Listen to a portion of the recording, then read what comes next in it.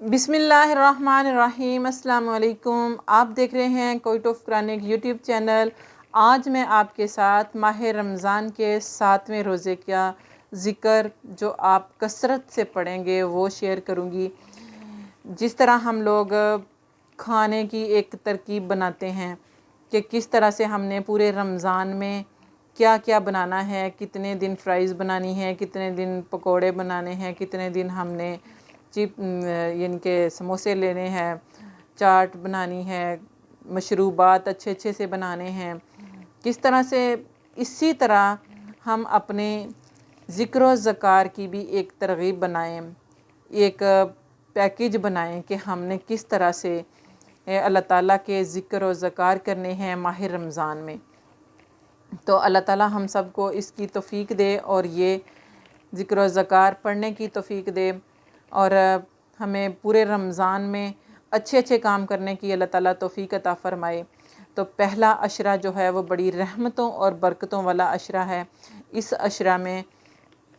یا حیو یا قیوم برحمتی کا استغیث کثرت کے ساتھ پڑھنا ہے، قرآن پاک کی تلاوت بھی کرنی ہے اور صدقہ خیرات لازمی کرتے رہنا ہے، کیونکہ جب دیکھیں عام مہینوں میں جب ہم نیکی کرتے ہیں، صدقہ خیرات کرتے ہیں تو اس کا 1 گنا اجر و ثواب ملتا ہے۔ تو جب رمضان کے مہینے میں ہم 1 نیکی کرتے ہیں، صدقہ خیرات کریں گے تو اس کا 70 گنا ہمیں اجر و ثواب ملے گا۔ اور ایک بار کوئی بھی ذکر، ہم کوئی بھی اللہ کا نام پڑھتے ہیں یا قرآن پاک کی تلاوت کرتے ہیں تو ایک لفظ کا ثواب ہمیں 70 گنا عطا ہوگا۔ تو درود پاک کی بہت زیادہ کثرت کریں، پیارے نبی صلی اللہ علیہ وسلم کو اور آل رسول کو، تمام یعنی کہ پنج تن پاک کو، سب کو آپ نے بہت زیادہ کثرت کے ساتھ درود پاک بھی ہدیہ کرنا ہے، اور ذکر و ذکار بھی کرنے ہیں، قرآن پاک کی تلاوت بھی کرنی ہے، اور بہت ہی زیادہ گناہوں سے دور رہنا ہے۔ اللہ تعالیٰ سے توفیق مانگنی ہے اس چیز کی کہ یا اللہ مجھے گناہوں سے دور رکھنا۔ حضرت عائشہ صدیقہ رضی اللہ تعالیٰ عنہ سے روایت ہے کہ رسول اللہ صلی اللہ علیہ وسلم نے فرمایا کہ شب قدر کو تلاش کرو، رمضان کی آخری 10 راتوں میں سے طاق راتوں میں۔ صحیح یعنی کہ بخاری کی یہ حدیث ہے، اور اس کا مطلب ہے کہ شب قدر زیادہ تر عشرہ اخیر کی طاق راتوں میں سے کوئی ایک رات ہوتی ہے، یعنی 21ویں یا 23ویں یا 25ویں یا 27ویں یا 29ویں۔ شب قدر کی اگر اس طرح تعین کر دی جاتی کہ وہ خاص فلاں رات ہے تو بہت سے لوگ بس اسی رات میں عبادت وغیرہ کا خاص اہتمام کیا کرتے۔ اللہ تعالیٰ نے اس کو ہمارے لیے کتنی بڑی یعنی کہ دیکھیں ایک بڑی سعادت کی بات ہے کہ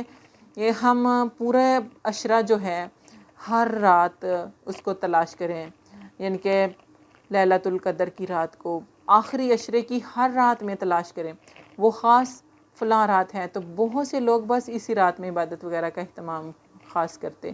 اللہ تعالیٰ نے اس کو اس طرح مبہم رکھا، یعنی کہ چھپائے رکھا ہے کہ قرآن مجید میں ایک جگہ فرمایا گیا ہے کہ قرآن مجید شب قدر میں نازل ہوا ہے، اور دوسری جگہ فرمایا گیا ہے کہ قرآن کا نزول ماہ رمضان میں ہوا ہے۔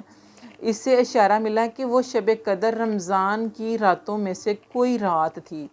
یعنی کہ پھر رسول اللہ صلی اللہ علیہ وآلہ وسلم نے مزید نشاندہی کی طور پر فرمایا کہ رمضان کے آخری عشرہ کی طاق راتوں میں سے اس کا زیادہ امکان ہے، لہٰذا ان راتوں کا خاص اہتمام کیا جائے۔ یعنی کہ حضرت عائشہ صدیقہ رضی اللہ تعالیٰ عنہ کے علاوہ دوسرے صحابہ کرام اجمعین سے بھی مروی ہے کہ بعض صحابہ کرام کا خیال تھا کہ شب قدر عموماً رمضان کی 27ویں ہی ہوتی ہے، لیکن اللہ تعالیٰ نے ان یعنی کہ آخری عشرہ کی راتوں میں شب قدر کی رات کو چھپا دیا کہ کس طرح سے یعنی کہ شب قدر کو تلاش کرنا ہے آخری عشرہ میں، اور تمام راتیں جو ہیں آخری عشرہ کی ان میں عبادات کا بہت زیادہ یعنی کہ اہتمام کر دیا۔ حضرت عائشہ صدیقہ رضی اللہ تعالیٰ عنہ سے روایت ہے کہ جب رمضان کا عشرہ اخیر شروع ہوتا تو پیارے نبی صلی اللہ علیہ وسلم بہت زیادہ رات کو عبادت کرتے، یعنی کہ پوری رات شب بیداری کرتے، یعنی پوری رات عبادت اور ذکر و دعا میں مشغول رہتے، پوری رات عبادت میں لگے رہتے کہ دیکھیں ہمارے نبی صلی اللہ علیہ وسلم کو بھلا کیا ضرورت تھی کہ اتنی عبادات کرتے اتنی. وہ ہمارے لیے ایک نمونہ چھوڑ کے گئے ہیں، ہمارے لیے ایک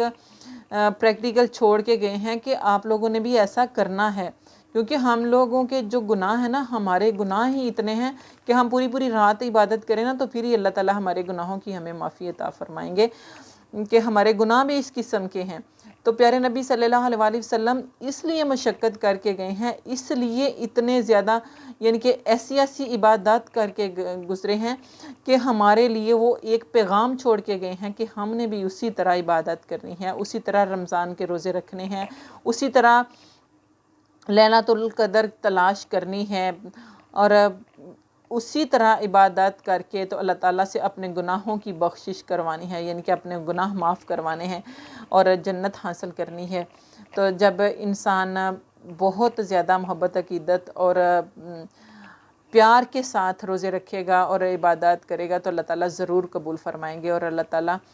ہماری تمام قسم کے گناہ جو ہیں اللہ تعالیٰ معاف فرمائے اور ہمیں توفیق عطا فرمائے کہ ہم اچھے سے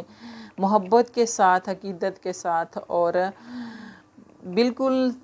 اچھے مومن انسانوں کی طرح روزے کا حق ادا کریں اور رمضان کے روزے رکھیں اور قرآن پاک کی تلاوت بہت زیادہ کثرت کے ساتھ کریں. اب ایک روٹین بنائیں کہ میں نے یعنی کہ یکم رمضان سے لے کر بہت کم سے کم بھی پڑھیں تو ایک پارہ لازمی قرآن پاک کا ہر روز پڑھیں. اور جن بہن بھائیوں کو اللہ تعالیٰ نے بہت زیادہ توفیق دی ہے وہ 5 پارے بھی پڑھ سکتے ہیں، 10 پارے بھی پڑھ سکتے ہیں، 15 پارے بھی پڑھ سکتے ہیں، اور پورا ایک قرآن پاک بھی ایک دن میں ختم کر سکتے ہیں. کہ جن کو اللہ تعالیٰ نے توفیق دی ہے، توفیق کے بغیر انسان کچھ نہیں کر سکتا، اور جب اللہ تعالیٰ توفیق عطا فرما دیتا ہے تو انسان بہت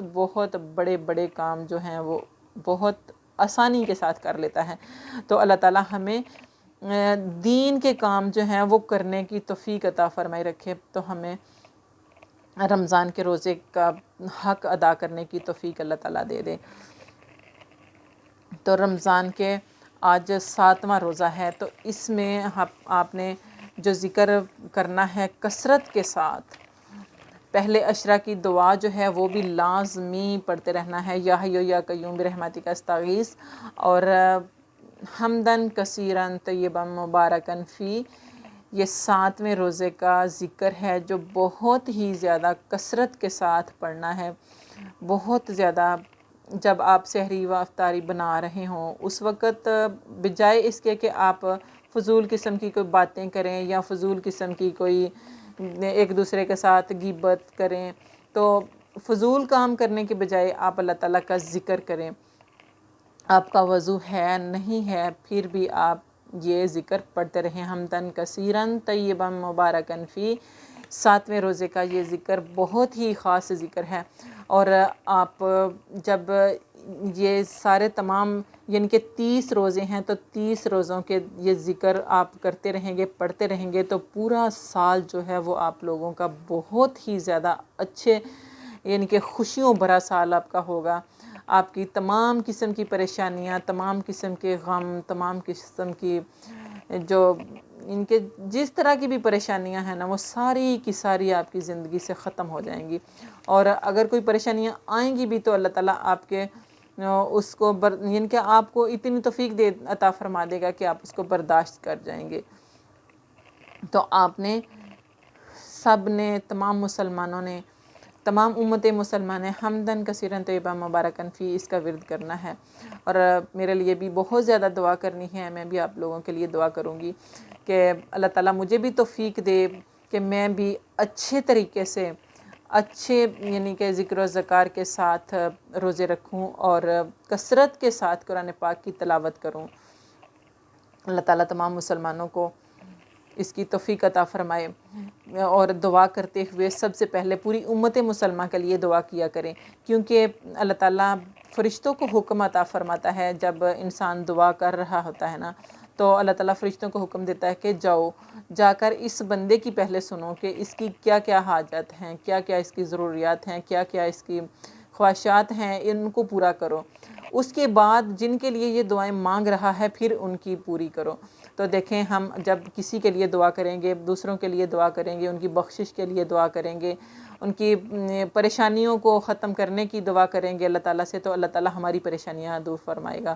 اور ہمیں ہر اچھا کام کرنے کی توفیق عطا فرمائے گا۔ تو تمام امت مسلمہ کے لیے